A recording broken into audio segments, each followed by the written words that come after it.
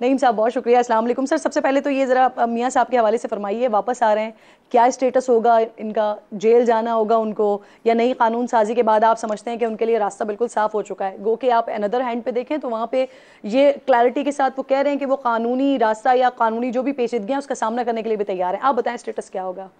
देखें, पहली बात तो ये बिल्कुल इखलाकी तौर पर भी उनका नहीं हक बनता था कि उनको सज़ा हुई है और वो वहाँ पर मेडिकली ही एक लीव लेकर इतने लंबे अरसे के लिए वहाँ पर ही रुक जाएं और वहाँ पर वो मज़े से सैर कर रहे हैं।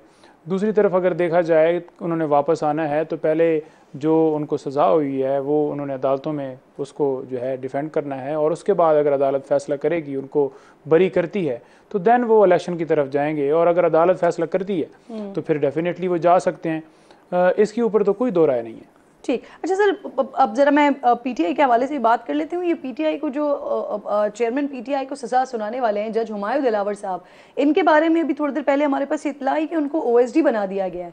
कैसे देखते हैं इसको और आपको इसकी क्या वजह नजर आती है? और सबसे इंपॉर्टेंट ये कि ये क्या ये मामूल की बात है कि मामूल की कार्रवाई है? क्योंकि आप जज से अगर ओएसडी की तरफ जा रहे हैं तो ये तो तनज़ुली की तरफ है। तो ये मामूल की चीज़ है या ये कोई और बात है? क्यों बनाया मेरा गया ख्याल में तो वहाँ पर, क्योंकि जिस तरह से उन्होंने उजलत से फैसला दिया है, जी।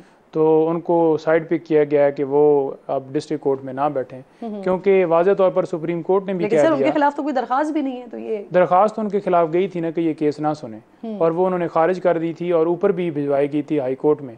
तो उस वक्त ये रिमार्क्स दिए गए, बल्कि ये जो है ऑर्डर का हिस्सा है, ये कहा गया कि इनकी जो है वो रेपुटेशन जो है वो खराब होगी अगर इस हवाले से हम दरखास्त जो इनकी कबूल कर लें और ट्रांसफर करें। जी, अभी उसकी अपडेट्स भी आ गई हैं, कह रहे हैं कि जज साहब ने ये खुद दरखास्त की थी कि उनका तबादला कर दिया जाए एफआईए में। तो की होगी ना, क्योंकि वो देख रहे होंगे कि वहाँ पर जो सूरत हाल उन्होंने की है, क्योंकि फैसले के अंदर आपने वाज़ह देखा ना कि खान साहब को इसके अंदर फेयर ट्रायल ही नहीं दिया गया, और सुप्रीम कोर्ट ने, हाई कोर्ट ने वाज़िया तौर पर रिमार्क्स दिए हैं। आज हाई कोर्ट जिसने 3 दफ़ा मैटर रिमांड किया था, अपनी जान का खतरा है। जो कुछ ये फैसला सुनाने के बाद जो कुछ सोशल मीडिया पर होता रहा, जिस तरह से उनके फैमिली के लिए थ्रेट्स होते रहे, जो कुछ लंदन में उनके साथ हो रहा है, तो वो उनको अपनी जान का खतरा है, इस वजह से वो लंदन में उनके साथ कुछ हो रहा है, तो फैसला उन्होंने ऐसा दिया है तो लोग आगे रिएक्शन करेंगे ना, क्योंकि फैसले के अंदर आपके सामने वाज़ह है। अगर सोशल मीडिया के ऊपर उनके हवाले से वो बात हो रही है, फेसबुक के हवाले से, तो वो खुद मान चुके हैं कि फेसबुक आईडी मेरी है और पोस्टें मेरी।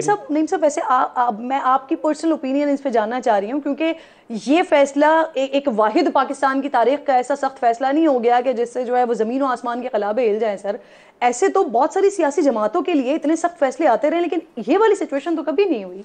या जजेस के खिलाफ इस तरह की चीजें तो जब भी फैसले आते हैं, एक जज साहब हैं जिनके ऊपर फॉर एग्जांपल मुझे इतराज है जी मेरा केस ना सुने, तो उनको क्या मजबूरी है कि वो केस सुने भी और केस के अंदर फिर मुझे डिफेंड करने का मौका भी ना दें? ठीक है, आप केस सुन रहे हैं, दरखास्त खारिज कर दी है, आपने भी कर दी है, हाई कोर्ट ने भी कर दी है, तो क्या मुझे फेयर ट्रायल जो है वो नहीं मिलना चाहिए? क्या जो मुझे फेयर ट्रायल जो है आइन और कानून देता है वो नहीं मिलना चाहिए?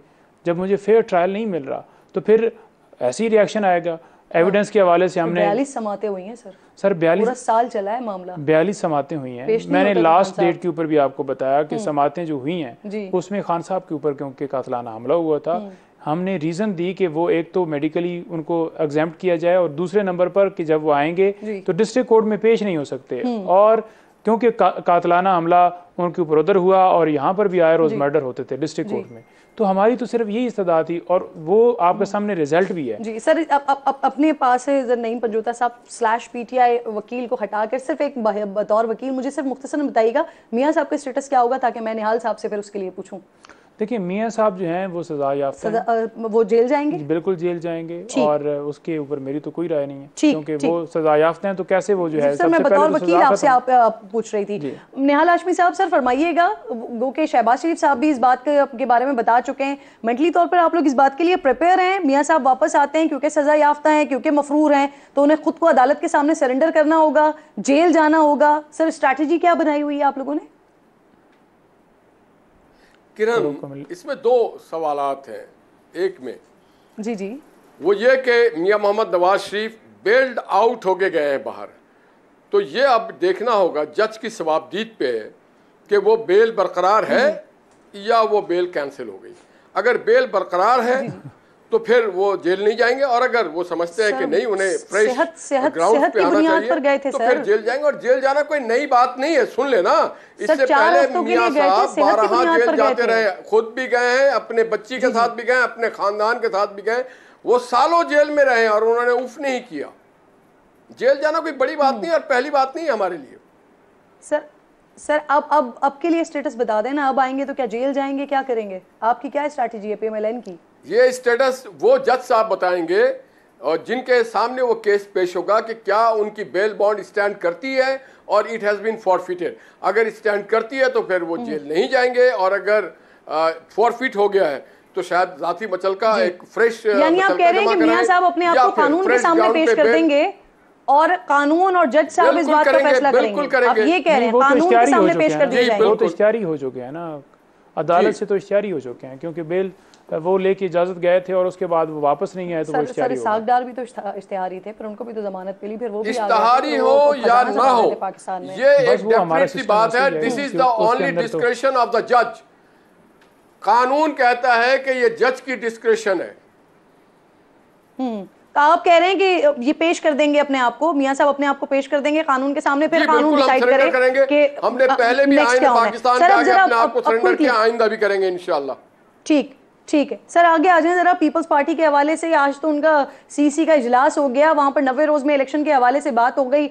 अब आप लोग इस बात पे मिस्र हैं जो कि वो मुश्तरका मफादात काउंसिल का फैसला हो गया, फिर इलेक्शन कमीशन ने अपना बता दिया कि कितने अरसे में इलेक्शंस करवाए जा सकते हैं। पाकिस्तान पीपल्स पार्टी जो है वो एतराज कर रही है, उन्होंने आज अपना CEC में अपना पूरा मुश्तरका लाया अमल भी बना लिया है, मुखालिफत भी कर रहे हैं। तो सर अभी जब, क्योंकि ये पहले जब मुत्तफ़िका तौर पर डिसाइड हो गया था जिसमें पीपल्स पार्टी के अपने वज़ीर आला भी मौजूद थे, तो फिर अभी जो मुखालिफत हो रही है वो क्यों हो रही है और अब ये लार्जर हो गई है सर? अब CEC में इसका डिसाइड हो गया है कि आगे लेके जाएंगे मामले को।